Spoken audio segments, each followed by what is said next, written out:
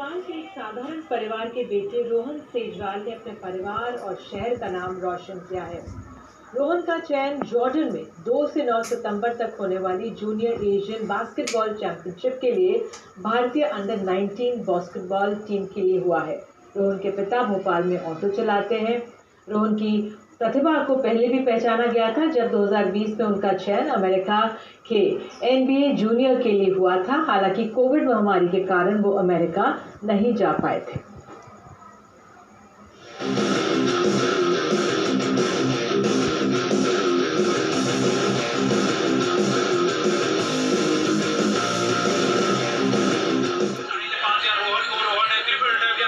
एक ऑटो चालक के बेटे के लिए ये छलांग लंबी है। भोपाल में मैनेट इलाके के पास रोहन सेजवाल का परिवार प्रधानमंत्री आवास में रहता है। 10 साल की उम्र में रोहन ने पहली बार बास्केटबॉल खेला और यहीं से जॉर्डन तक का सफ़र भी तय किया। पैसों की कमी थी, फटे जूतों से प्रैक्टिस किया और आज जूनियर एशियाई बास्केटबॉल चैंपियनशिप में चयन हुआ है। एक बॉल ली, सर के पास गए, मैंने सर ऐसी बात है, मैं ऑटो चलाता हूँ तो मुझे बच्चे को बास्केटबॉल सिखाना है। बोले ठीक है, कल से भेज दीजिए। मैं सर फीस वगैरह, बोले यहाँ कोई फीस नहीं लगती, सब फ्री। सर ने इतनी मेहनत करी क्या बताऊँ, और सर ने आज इस काबिल बनाया उसको। आज जॉर्डन में बहुत खुशी हुई। बहन खुशी से अपने भाई के मेडल और ट्रॉफी दिखाती है।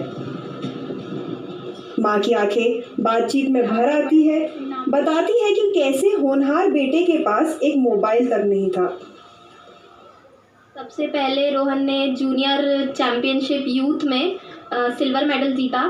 फिर उसके बाद जूनियर नेशनल्स में उसने ब्रॉन्ज मेडल जीता और साउथ एशियन चैम्पियनशिप जो श्रीलंका में हुई थी जिसके लिए फीबा क्वालिफाइज हुए तो उसके लिए उसने गोल्ड मेडल जीता।